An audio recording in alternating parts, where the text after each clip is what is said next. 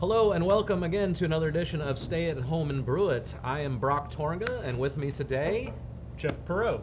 or Jeff the Pirate as we like to call him. Today we're going to talk to you about a little bit of keg maintenance, but mostly cleaning our draft lines and why we should do that. We've had people come in sometimes and they ask, okay, well, how often should I clean? Why should I clean? Some of those questions like that. And oftentimes, what I'll tell them is, first off, why to clean? Well, you put all this effort and time into making a great beer. Mm-hmm. You put money into it, you put time into it, you take care of it, you're doing all these things to make sure that it's good, you put on all your sanitation, stuff like that. Why wouldn't you also want to make sure you're doing the best that you can to serve it? Right, absolutely. I mean, nothing tastes better than drinking your own beer that you made on draft. And Yeah. if you're drinking it and serving it to your friends out of dirty lines and mucked up faucets, it's just not an optimal situation. It is no bueno. No bueno. Yeah, because you can have all flavors. You can even have infections in the beer that sits in the line too long. Yep, absolutely. Organics and stuff can sit in those lines, especially when a keg line hasn't been used for a while. I mean, it's just a sugary substance, this beer. And if I've untapped my keg and it's been allowed to sit there for any decent amount of time, that's going to start growing strange things in there that we don't want in our beers. Not to mention the idea that if you're serving your Russian Imperial Stout that you soured, and then suddenly you're gonna serve your Bohemian Pilsner through the same line. Absolutely. It's gonna get a pretty funky tasting beer. Nope, that's a good point. So the first thing kind of comes up is, okay, well, what parts do I need to clean? Do you need to strip everything out? Do you need to clean everything? How do you clean it? We're going to cover a lot of these ideas of what to clean, and how to clean it, and things that you can use to clean your draft system with. So first off, what are the parts that need to be cleaned? Well, first off, your lines need to be cleaned. Absolutely. Okay. Clean lines are going to be transporting nice, clean, good tasting beer to your faucets. But it doesn't do any good if your faucet is all mucked up. Absolutely, and really that's where a lot of that is going to grow in there, because it's open to oxidation all the time, to the oxygen, to the outside world. So any sort of sticky substance that's going to be in there, it's going to grow pretty fast. It's going to mold up pretty quickly. Also, I would say the other direction too, your couplers on regular Sankey kegs, if you are just drinking your beer, or your disconnects coming from your lines if you're kegging your own beer in a corny keg, something like that. Those need to be cleaned as well. Yeah, a lot of people don't think about cleaning the disconnects. You'll think about your lines and maybe even think about your faucets, but the disconnects kind of sometimes get shoved off to the side. No, absolutely. And I've gotten a keg or two from whatever liquor store or whatever, and I've had to get a coupler that I've had on loan, and sometimes I've gotten these things and they were just they were disgusting. It's like, I'm not going to drink my beer through that. Yeah. Go ahead and clean. So we have some different things that we can use to clean as well, and I think probably we can start talking about the PBW or the Brew Clean. And it makes a pretty good cleaner. It's an oxidizing cleaner, and you can pretty much soak anything in these. So it's going to be really, really good on your faucets. And generally, we're just going to take the faucet all the way apart and pull all the pieces out. What I like to do is just soak a little bit of the Brew Clean in some hot water. And if they're really mucky, sometimes you can leave them for, even a good hour or a little bit longer. But on something like this, a nice brush to get down inside all of these little parts as well really helps to get all of that material out of there that we don't want in our finished product. Now, I would say the only difference between these two items here is that the Brew Clean actually has a low foaming surfactant in it. Okay. And all a surfactant does is it's going to help rinse away from that surface a little better. So I've had really good luck with it. It doesn't leave as much of a film on the inside there. Absolutely. Price-wise, I think we're talking $27.95 for 10 pounds here. Where what is the price on a 4 pound? Like 49, I think, something like that for 4 pounds of PBW. So that could be something if you're watching your pocketbook as well for you to look at. I started with PBW, and I've actually moved over to the Brew Clean for both of those reasons. Yeah, I'm probably going to move to it as I finish using the last of my PBW. Absolutely. So I think not only just the faucets and the disconnects in there, but you can actually use the PBW to clean your line if this is all that you have, or if you're not set up for something like this. Okay. So how would I do that exactly? Maybe put it into a keg, run it through the line, Jeff? What do you think? Yeah, that's oftentimes what I do is I'll fill up one of my kegs with as hot a water as I can get, and mix my PBW in there, or you can mix in the Brew Clean, and then at that point, I'll usually try and run it through some of my lines. Now, it takes a while. That's one kind of thing that can sometimes be a little bit of a pain, as it takes a while, and you're having to run a lot of PBW through it, or Brew Clean. But so then, how long now, if it's static? So I've often told people, fill up your line, let it sit in your line. I would say probably with the PBW or the Brew Clean, probably even upwards into 40, 45 minutes to really get some of those organics. And if the lines are really mucky, it may take a little longer. Yeah. Now I think if you have some kind of circulation, or you can be running it through there, probably a little less from that friction in the line. a little bit. But then I've found also, it oftentimes helps to kind of let it sit there for a little while. So what I'll do is, usually I'll run it through for a little bit, and then at that point I'll stop it, and then let it sit. I'll go do something else. Maybe I'll go tend to my faucets that I'm soaking in another area for PBW, or maybe something else that I'm needing to clean. And then I'll come back, run some through it. I'll check my line visually to see if it's looking a little bit better. If not, then let it sit longer, and then run more through. And I keep that up until it's getting all that muck out of there. And if you've never cleaned your lines before, the first time you clean them, you're going to be kind of a little bit shocked Absolutely. at how you suddenly find out my lines are supposed to be clear. It also makes me wonder too, whenever I go to the bar and I put, I get that draft beer, and it's like, this kind of tastes skunky or something. How long has it been since these lines have been, been cleaned? But yeah, I think absolutely. So I think that the difference would be that you probably have to leave your faucet on, right? If you were going to come through a keg. Yes, you do. Okay. What I've done though from time to time is, if my faucet's really, really mucked up, then I'll take it off completely and then do the lines a little bit later. But yeah, normally you'd have to leave your faucet on and run it out through there. Make sure you got a big bucket or a pitcher or something like that to run it into. Absolutely. And also, we're going to need to rinse afterwards very, very thoroughly too, because it is, this is not a caustic, but it's still not good for ingestion. I would say another way that we could go is with a caustic, and by far it's superior if you can use this in your lines. It takes about half the time. It only needs to sit static for about 15 minutes.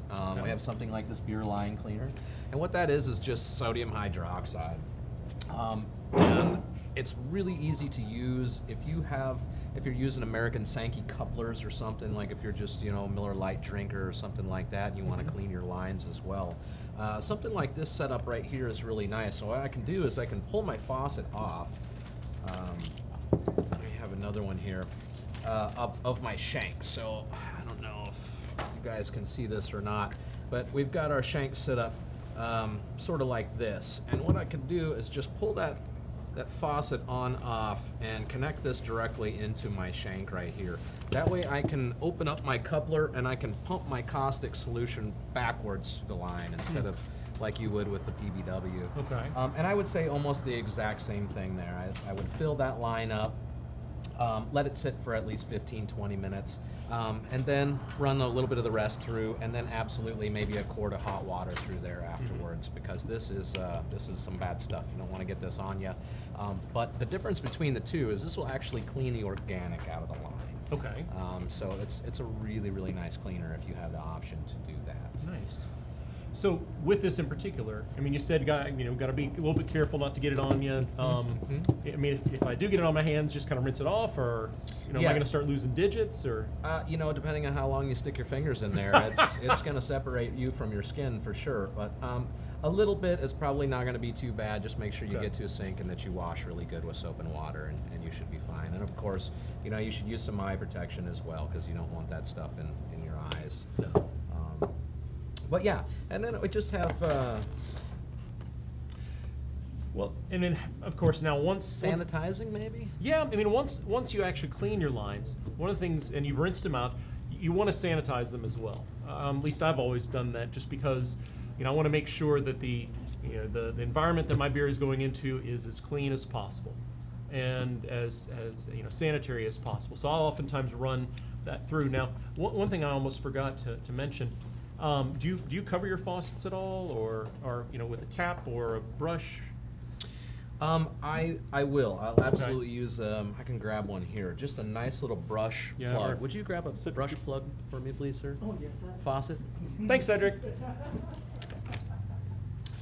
And that's going to help a little bit to kind of keep some of that oxygen out of your tap. And there's also there's a couple of different kinds. There's and he's going to bring for us. But you can actually just get like a plug to go over the entire thing. And then there's a nice little brush one that fits in there as well. Do you have a preference between the two?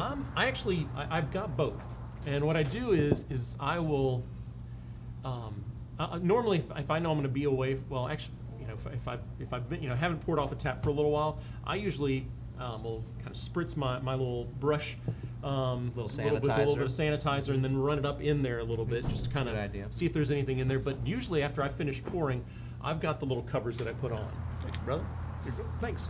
So here's those two items right here, and that's that brush plug. It goes right up in there, which is really nice because it's going to help clean that faucet out just as you use it. And then what Jeff was talking about was plugging that up afterwards, just to keep any oxygen off of that beer faucet. Plus, I mean, depending upon where your faucets are or your kegerator is, sometimes people have them in the garage, sometimes they're on a back patio. Sure. And it can become real easy if your faucet's open for all kinds of critters to crawl up in there. Absolutely. And you don't want your first pour off your beer to have a little. Yeah, a nice big Eight-legged. fat fly in Yeah. there or something for sure. Exactly. And I think it's probably important here at this point too. So a couple of different faucets. Most of them you're going to find is actually a rear sealing faucet, which the seal is actually in the back end of it here, which leaves all of this front open for anything to get in there, that oxygen to get in there, and really start coagulating that beer up in there. They also make a really nice faucet too. This one is by Intertap. I think Perlick makes a few. And there are forward sealing faucets, which actually the seal is right here in the front of that faucet, which keeps all of the working parts in there behind it, kind of away from that element. So really nice. I was actually cleaning out my lines last night. I've got to walk in. I've got about 10 taps on there, so it's quite a job. And I've got several. I've got my Perlicks on there, and then I have a couple of regular faucets that I have that are rear sealing like that. And I was astounded almost by how clogged up those rear faucets were compared to the forward sealing faucet. I mean, really, there was a lot more stuff Do you have to in kind there. of wrestle it up then, or No, just? I mean, we keep the lines pretty clean, Okay. but just kind of as a comparison. So I was Okay. like, okay, that made good sense to me. I'm gonna go ahead and get some other forward sealing faucets to go ahead and put on for my draft system. Yeah. But how often do you think you should do this cleaning? Well, I mean, that's a good question, because we had a number of people that will ask us how often, to clean. And even the idea of is it something I should regularly do after every batch or every beer that goes through? Typically what I'll tell people is it's best to try and clean probably about every month. It also though depends upon how much you're pouring through your system. If you're, for instance, I mean, if we've got summer coming up, and hopefully, the quarantine stuff will be over, and we'll, be able to start having gatherings and get-togethers and stuff. And I mean, if you have a number of parties, then odds are you may be pouring quite a few beers through it. If so, you would want to clean a little more often. I mean, I would love to say that I clean after every keg Every that runs keg. through. I guess that would be optimal, Yeah, I think so. but I don't. Yeah, So I mean, usually about once a month. And used to, I mean, if you're using it regularly though, it should remain pretty clean. I find that it really starts getting mucky if I have, say I've got a two tower, or my keys, or I've got several lines in there or something. I've only got beer in one of my lines. My other lines are just sitting in there. I find that they collect a lot more organics in the inside as time kind of rolls on. Especially if I got a kegerator I haven't used for a while, or if a lot of guys come in. I just bought this kegerator, and I'd like to outfit it. Immediately I say, let's replace all the lines in it, or at least clean them, before you would go and drink out of it. What was I going to say? The one thing that I have found too that helps kind of maintain those lines if they're not in use is if you flush them with water afterwards. So just an easy water rinse through there, or even you can just flush it. As long as your system is closed between there, nothing's going to grow in there as long as that line is full. And I found that'll kind of extend my time before I have to clean in there a lot more. So if you have a lot of lines or something like that, is the best thing. And get that sticky beer out of there first, if that makes sense. And is there any problem in leaving the water in there for an extended period? I haven't found any problem with it. No. Okay. It's not going to do anything to your line. It's not going to do anything to your faucet. It's just like having a beer on draft. That beer is going to be in there for that amount of time anyway. But this doesn't have any sort of sugars in it or anything like that. And the pH is neutral, so it's not going to harm any of your stainless, even if it's not a stainless faucet, anything like that. Okay. Which that brings us to a good question. A lot of times when people are first putting their draft system together, it can get kind of pricey. And because you've got a lot of parts, and some of them can be quite expensive when you start getting regulators and gas manifolds and things like that. And you start looking at faucets, and sort of these rear sealing faucets are probably the least expensive. The forward sealing are a little more expensive. And then there's ones I've seen out there on the market which are brass but stainless plated, or it's like a chrome plated, chrome brass. And we carry all of those faucets too. We have some chrome-plated faucets here. I think they're about $20 each. We have the stainless steel ones as well. They're about $10 more. By far, I prefer the stainless ones. I think they hold up a lot better. And over time, you'll see that you can still use a brass-coated one as long as you're still cleaning it. But over time, some of that chrome starts coming off, and they kind of start looking crummy. Which I want to impress everybody with my beer that I'm pouring that I made, and so I like to keep them looking good. And that in the stainless, nothing can get in there and get pitted, give any spots to grow any organisms in there or anything like that as well. So I would go with the stainless. If you have to go a little bit cheaper, that's fine. You can still do it as long as you're keeping things clean. Yeah. One thing to note, I had one person asked about the idea about cleaning their lines and their faucets, and really trying to sanitize them with bleach. That would not be a good way to do it. No, I wouldn't use bleach for any reason at all. And in fact, inside of the faucets, and there's other seals and stuff in there as well. It was another point I was going to make when you were talking about buying new equipment and stuff. A lot of times these guys are like, oh, these old faucets, they're all crummy.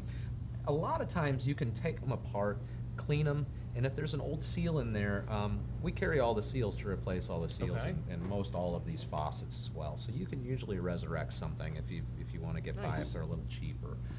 But yeah, I would not use the bleach to clean. Because what the bleach will do is bleach will eat into stainless steel and will pit it. And it's a good way to lose your expensive faucets, as well as causing problems if you put it in a keg. Don't do that either. Kind of a big thing of staying away from the bleach. Now, so how about replacing parts? It's a good question. As for replacing parts, I mean, if we're taking good care of our faucets, shanks, and disconnects, we should be able to keep those for a long time, and we shouldn't have to replace them. Gosh, I mean, I've had some.